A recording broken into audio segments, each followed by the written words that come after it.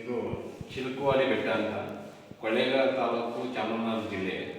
ಇದು ಇತಿಹಾಸ ಅಂದರೆ ಶಂಭುಲಿಂಗೇಶ್ವರನ ಕ್ಷೇತ್ರ. ಇದಕ್ಕೆ ಇತಿಹಾಸ ದಕ್ಷಿಣ ಅನುಮುಖವಾಗಿ ಉದ್ಭವವಾಗಿರ್ತಕ್ಕಂಥದ್ದು ಶಂಭುಲಿಂಗೇಶ್ವರ ಸ್ವಾಮಿ.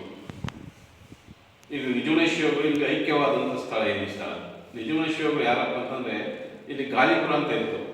ಈ ಗಾಲಿಪುರದಲ್ಲಿ ಅವರು ರಾಜರಾಗಿದ್ದರು ಈ ನಾಡಿಗೆ.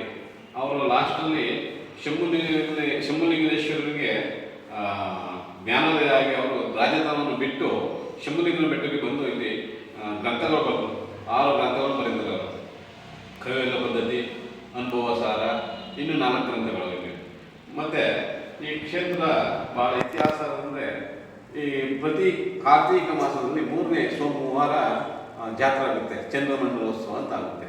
ನಮ್ಮ ಸುತ್ತಮುತ್ತ ಈ ನಾಡಿಗೆ ಮತ್ತು ಕನಕಪುರ ಮತ್ತು ಮಂಡ್ಯ, ಮೈಸೂರು, ಅಲ್ಲಿ ಕರ್ನಾಟಕ ಮತ್ತು ಕರ್ನಾಟಕ ಬಿಟ್ಟು ಹೊರ ರಾಜ್ಯಗಳಲ್ಲೂ ಇದರ ಭಕ್ತರಿದ್ದಾರೆ. ಈ ಕ್ಷೇತ್ರ ಎಲ್ಲ ಕ್ಷೇತ್ರಕ್ಕಿಂತ ಮುರುಗಂಜಿ ತೂಕ ಜಾಸ್ತಿ ಶಂಭುಲಿಂಗ ಕ್ಷೇತ್ರ. ಇನ್ನೊಂದು ಇತಿಹಾಸ ಕಥೆ ಅಂತಂದರೆ ಪಂಚಲಿಂಗ ದರ್ಶನದಲ್ಲಿ ಇದು ಒಂದು ಅಂತ ಹೇಳ್ತಾರೆ. ಹಿಂದೆ ರಾಜವಂತಂದರು ಅವ್ರಿಗೆ 5 ದಿವಸದಲ್ಲಿ 5 ದರ್ಶನ ಆಗಬೇಕು ಅಂದರೆ ಅವ್ರಿಗೆ ಆಯ್ತಿರಲಿಲ್ಲ, ಅನಾನುಕೂಲ ಆಗ್ತಿತ್ತು. ಅದಕ್ಕೇನು ಮಾಡ್ಕೊಂಡ್ರು, ಇದಕ್ಕೆ ಇನ್ನೊಂದು ಹೆಸರು ಪಾತಾಳೇಶ್ವರ ಇದು. ಮತ್ತು ಮುಡುಕ್ತೆರೆ ಮಲ್ಲಿಕಾರ್ಜುನ, ಮರುಡೇಶ್ವರ ಮರಡೀಪುರ, ತಲಕಾಡು ವೈದ್ಯನಾಥೇಶ್ವರ, ಬಿಜಿಪುರ ಅರ್ಕೇಶ್ವರ, ಇವು 5 ಸೇರಿದ್ರೆ ಪಂಚಲಿಂಗ ದರ್ಶನ.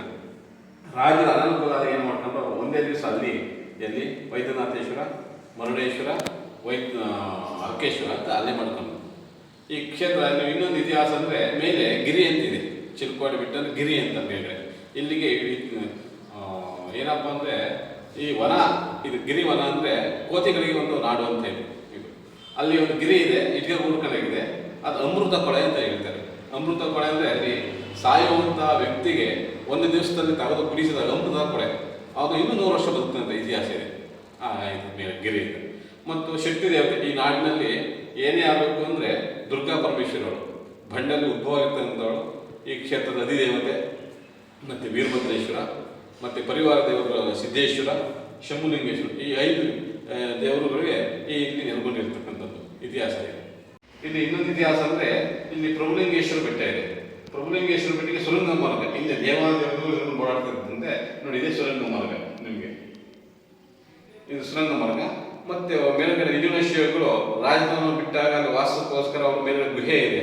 ಅಲ್ಲಿ ದಕ್ಷಿಣಾಮೂರ್ತಿ, ಸುಕುಮುನಿ, ನಂದಿ, ಗಣಪತಿ ಇಷ್ಟು ವಿಗ್ರಹಗಳು ಇದೆ.